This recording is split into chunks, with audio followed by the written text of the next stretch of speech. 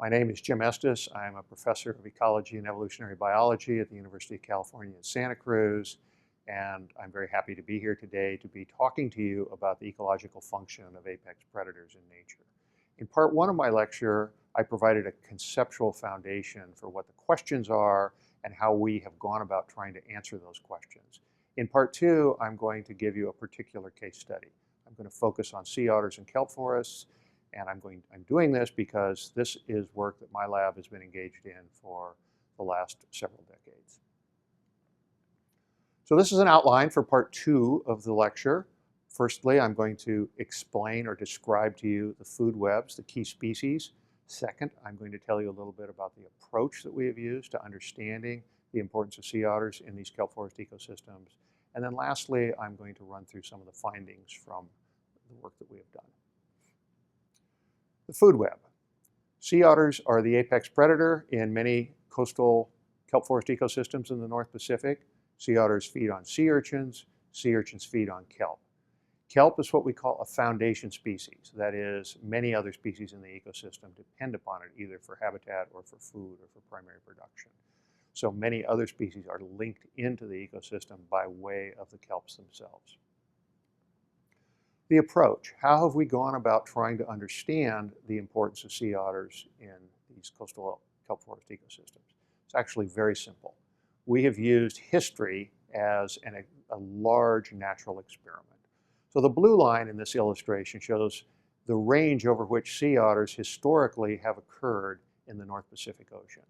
They were abundant across that range until about the mid-1700s. In the mid-1700s, the Pacific maritime fur trade began with the discovery of the New World by Russians and the discovery of vast fur resources, and in particular sea otter resources across the North Pacific.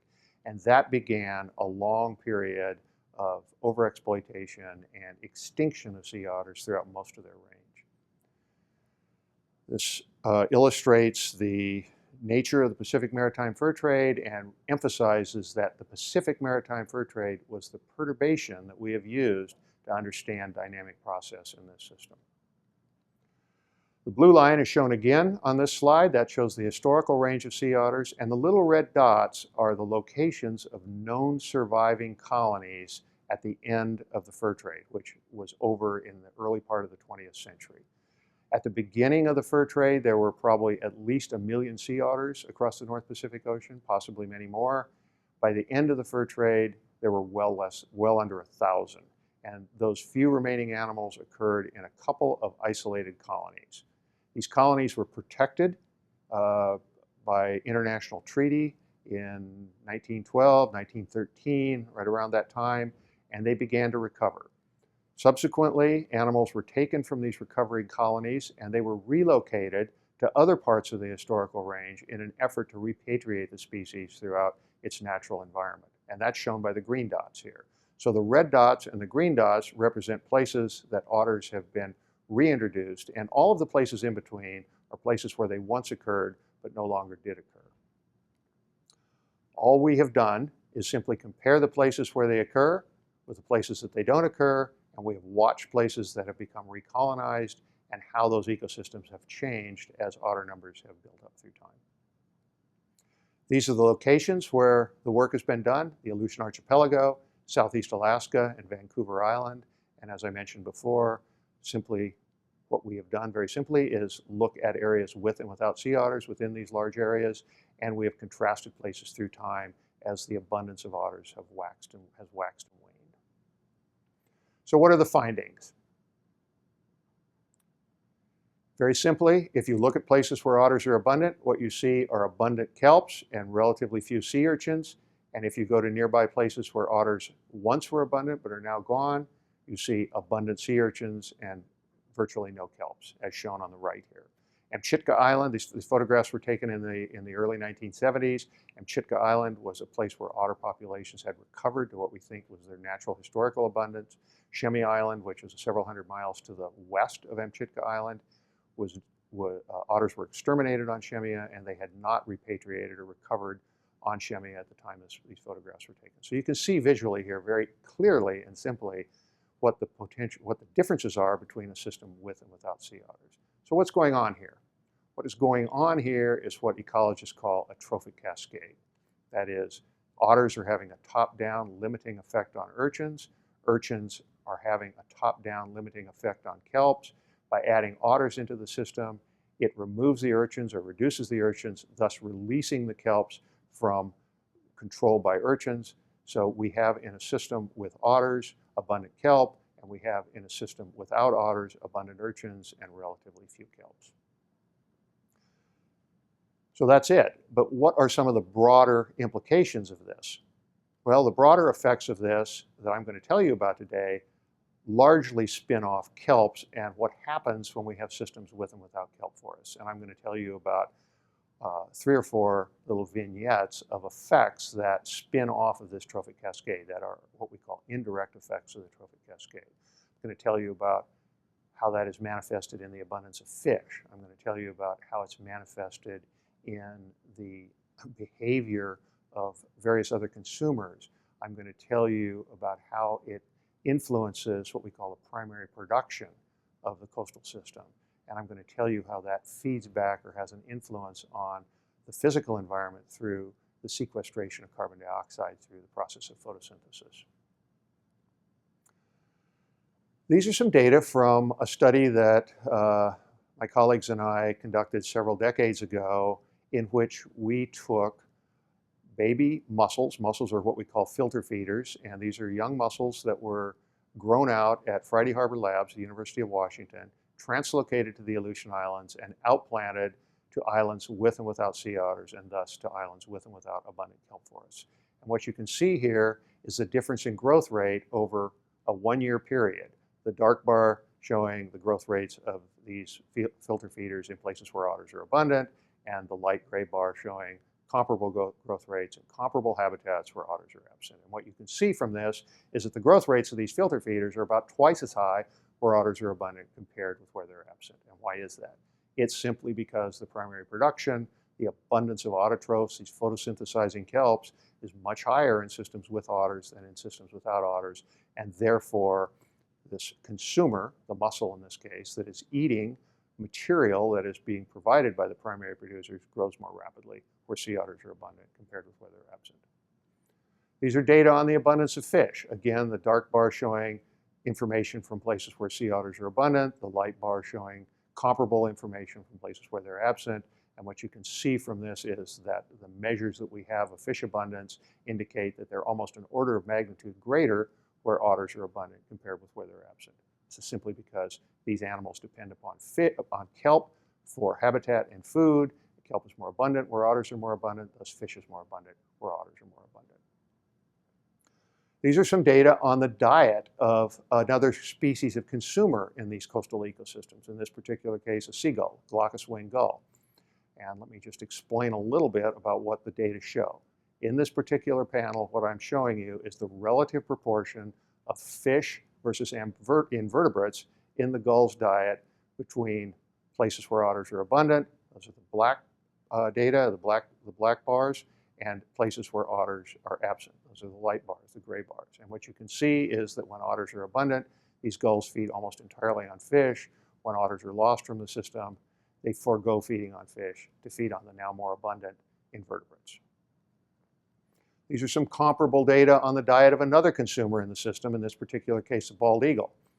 And what you can see here again, by looking at places with and without otters, is that eagles eat a roughly even mix of marine mammals, seabirds, and fish when otters are abundant.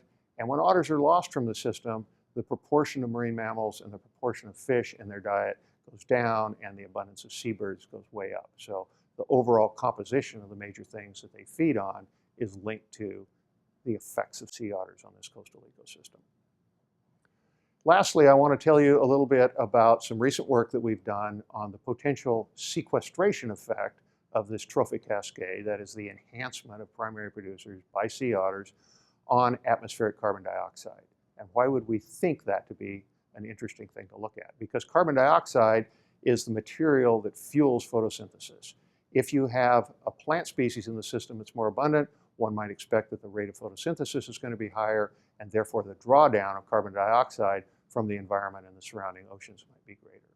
So when we look at this, we find that in fact this sea otter effect is substantial, that sea otters are responsible, a system with sea otters will draw down about 10% of the overlying carbon dioxide in the atmosphere compared with a system without sea otters.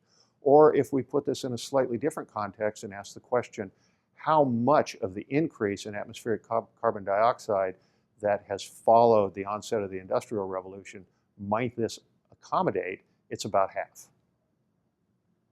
We can put this into dollar terms because carbon is something that has been valued on what we call carbon exchanges or carbon markets. And when we do that, and these data are based on the value of carbon in the European carbon market as of 2012, we see that in the areas that I've been working, the standing biomass effect of sea otters on kelp is potentially worth somewhere between $200 and $400 million. And the potential sequestration effect of that is the amount of that carbon that's being put into the bank, and in this case the bank is the deep sea. Carbon is translocated in some cases to the deep sea, and depending upon how much of that carbon that's fixed by the kelp goes into the deep sea, that value may range anywhere up to almost $1 billion. So now I want to change gears and talk about evolutionary consequences of these species interactions. And why would I do that? Because evolution is a consequence of natural selection, and natural selection is going to be affected by the strength of species interactions, and we see strong species interactions in this system that are a consequence of these apex predators, in this particular case, a sea otter. So I'm going to focus on one particular part of this trophic cascade that I've told you about, and that is the interaction between the herbivores and the plants. And how is it that sea otters may have influenced the evolutionary dynamics between these herbivores and the plants?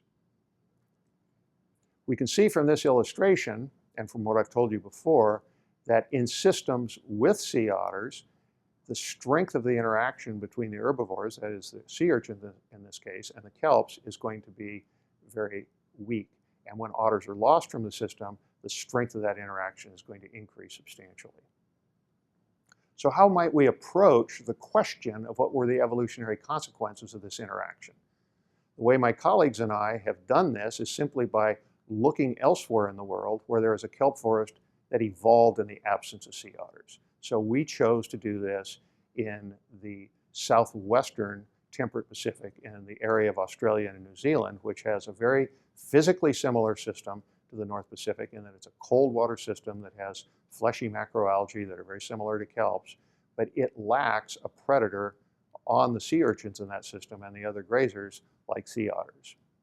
So the first thing that my colleagues and I did to try to get some sense of the changes in the strength of plant-herbivore interactions between these various systems is that we measured the rate of tissue loss in fleshy macroalgae on the seafloor to herbivory. And the way that we did this was we simply took a kelp plant, we put it on the seafloor, we stuck another kelp plant next to it in a cage from which the herbivores were excluded, and we contrasted the rate of tissue loss over 24 hours between these experimental and control caged and uncaged treatments.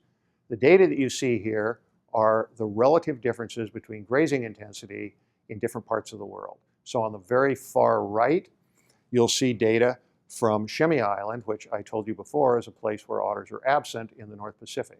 And what you can see there is that the rate of grazing, as indicated by the black bar, is very high.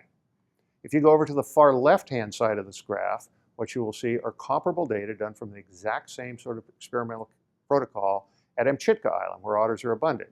And there what you see is that the intensity of grazing is virtually zero. And then if you go to Australia or New Zealand, in this particular case, these are data from 4 different marine reserves in New Zealand, what you see is something that was very exciting to us, and that is that the intensity of grazing is much less than it is in systems where sea otters are absent in the North Pacific, but much higher than it is in systems where sea otters are present in the North Pacific. In other words, the intensity of herbivory in these southern hemisphere kelp forest systems is clearly higher than it is in natural systems in the North Pacific where sea otters are present. That led us to believe that there would be some sort of coevolutionary response in the dynamics between the herbivores and the plants in this system. What might we expect to see as a consequence of that? Well, we knew going into this that the most likely way in which marine plants are able to defend themselves, or the most well-known way in which marine plants are known to defend themselves against herbivores, is through chemical defenses.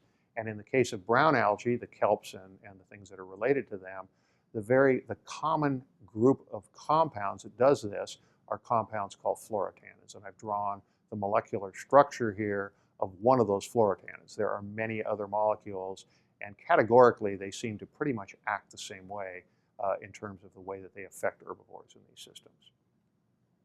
So this is an illustration that shows the composition of the various different plant species in the northern hemisphere in the panel on the top, and the southern hemisphere, the panel on the bottom. And what it shows is the proportion of dry weight of these plants that is composed of fluorotannins.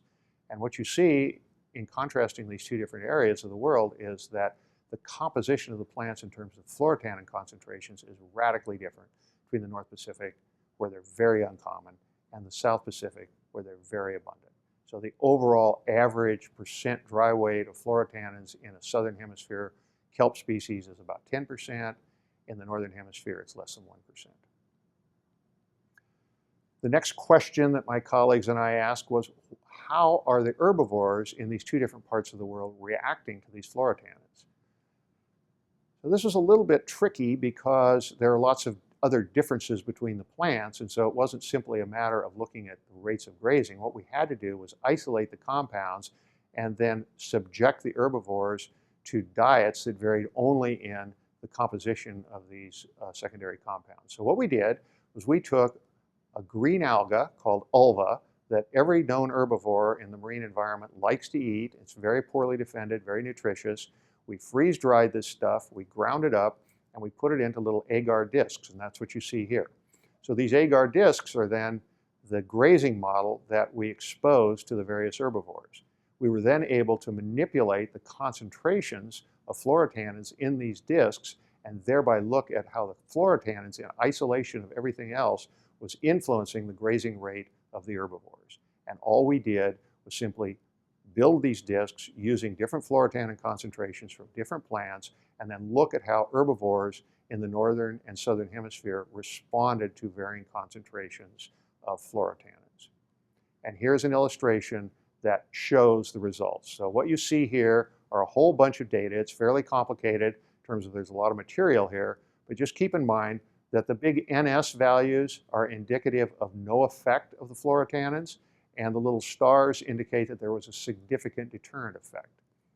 So all of the data on the left side of the vertical line in the middle here are data from herbivores that came from the northern hemisphere, and all of the information you see on the right-hand side of the panel is from herbivores from the southern hemisphere. And you can immediately see from this that regardless of whether the fluorotannins came from southern hemisphere algae or northern hemisphere algae, they were deterrent to northern hemisphere herbivores, but largely undeterrent or non-deterrent to southern hemisphere herbivores. So I've just encapsulated this in a simplification of that illustration to show that in the North Pacific, we see a strong deterrence effect of fluorotannins, regardless of where the fluorotannins are from, whether they come from the northern hemisphere or the southern hemisphere. And in Australasia, we see either a weak deterrence or no deterrence effect, regardless of where the fluorotannins are from. So based on all of what I have told you, we have come to this view of the coevolutionary dynamic consequences of sea otters in the North Pacific. In the southern hemisphere, we have a two trophic level system. We don't have an ecological analog of the sea otter. As a consequence, the intensity of herbivory on the plants is high. As a consequence of that, the plants appear to have evolved defenses in the form of high concentrations of fluorotannins. And as a consequence of those high concentrations of fluorotannins, the herbivores in turn have evolved resistance. So we've had a strong coevolution of defense and resistance in the southern hemisphere kelp forests. In the northern hemisphere, we've added a third trophic level in the form of the sea otter. The sea otter reduces the herbivore, thus breaks this coevolutionary arms race, and as a consequence, what we see are really poorly defended plants, and we see herbivores that have not developed an ability to resist those defenses because they've never had to. So I've made the argument that there has actually been important coevolution going on in this system that's a consequence of this apex predator. What are some of the ecological spin-offs or other effects that this might have had on other species and patterns in the system? I'm going to spend a little bit of time telling you about that now. Well, this is an illustration that shows the co-occurrence of the abundance of plants, that is kelps, and herbivores, that is urchins, in both the northern hemisphere and the southern hemisphere. So the panel on the top are data from Southeast Alaska in the northern hemisphere. The panel on the bottom are data from New Zealand. In the upper panel, the filled symbols are data from places where sea otters are abundant. The open symbols are data from places where sea otters are absent. And what you can see in the northern hemisphere is that when sea otters are present, the abundance of sea urchins is very low and the abundance of kelps is high. And when sea otters are present, absent, the abundance of kelps is very low and the abundance of sea urchins is very high. And in this graph, which we call a state space diagram, which shows the abundance of two co-occurring species in relation to one another, all the data points occur at the perimeter. That is, they occur in this sort of hyperbolic relationship along both of the two axes, but you never see any place in the North Pacific where both urchins and kelps co-occur in high abundance, or very few. And in these particular sites that we sampled, none. If you go to New Zealand and make the same measurements, you see a radically different pattern in terms of the way in which herbivores and plants live together. And you can see this from the symbols in this illustration. The symbols are not important. All that's really important for you to note here is that this state space diagram is populated extensively by points where both herbivores and plants are abundant. So this, we believe, is one of the ecological spin-offs of this coevolutionary arms race that I told you about that was driven by the existence of sea otters in the North Pacific Ocean. What about other species? How might they have been affected? We aren't terribly sure of this, but one example that is very intriguing has to do with what we call the Hydrodamaline sirenians.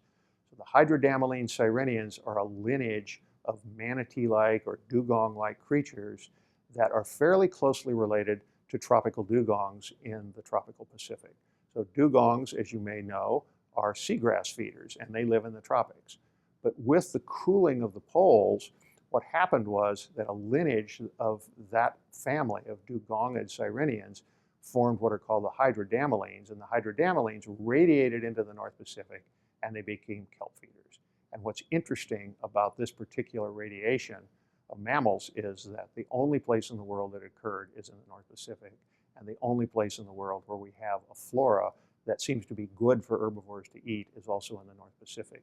So we have imagined, and the argument can be made, that the evolution of the stellar sea cow was in fact a consequence of the fact that sea otters occurred in this system and created a food resource that made it possible for them to do this. Another group that's interesting in this context are the abalones. The abalones are an old group of gastropod mollusks. And here are pictures of abalones, and one of the most interesting things about abalones is the tremendous variation in maximum body size across species. So you see that here in this illustration. The figure on the left is a tropical abalone or warm water abalone, Haliotis varia, and the part of the abalone you see on the right is a cold water abalone from the North Pacific. This is the red abalone, Haliotis rufescens, and you see the radical difference in body size. So the question is, how might the evolution of the food resource of abalones, which are kelps, influence their body size and the evolution of maximum body size? And you can see that in this illustration. So what this illustration shows is information on the extant, currently living abalone faunas from all the different oceans of the world and the data on the maximum shell length or maximum body size from these different faunas. And what you can see is that in Australia, New Zealand, the Indo-Pacific, the Mediterranean, South Africa, and everywhere, the maximum body size of abalones is substantially less than it is in the North Pacific. And we believe that this has quite a bit to do with the fact that the food resources that these abalones have evolved feeding on is a very nutritious food resource, and that again is a consequence of the existence of the sea otters in the system. So to wrap up, let me recap what I have told you about sea otters and kelp forests. I told you something about the approach that we have used, my colleagues and I have used in understanding the dynamics of this system, and in particular how sea otters fit into those dynamic processes. We have done that by first modularizing the food web, focusing on species that seem to matter so far as the sea otter is concerned, and then we have used a perturbational analysis. In this particular case, we've used the North Pacific Maritime Fur Trade to manipulate the abundance of otters in this system and to observe dynamic consequences of their ecological interactions by doing that. The general findings are that we have discovered what we call a trophic cascade, that is a interaction that starts high in the food web with this apex predator, the sea otter, and flows downward through sea urchins and kelp, that this trophic cascade has what I've called serpentine influences on many other ecological processes and species in the system. I've given you an overview of a few of those, and that these strong ecological interactions have led to natural selection and evolution. I should acknowledge both my collaborators and some of the support that we have received for this work over the years. The collaborators are listed on the left, and the major funding sources for the work that we've done is listed on the right. Thank you for your attention. I hope you'll come back and join us for part 3, which will be an exploration of other large species of apex predators and other ecosystems.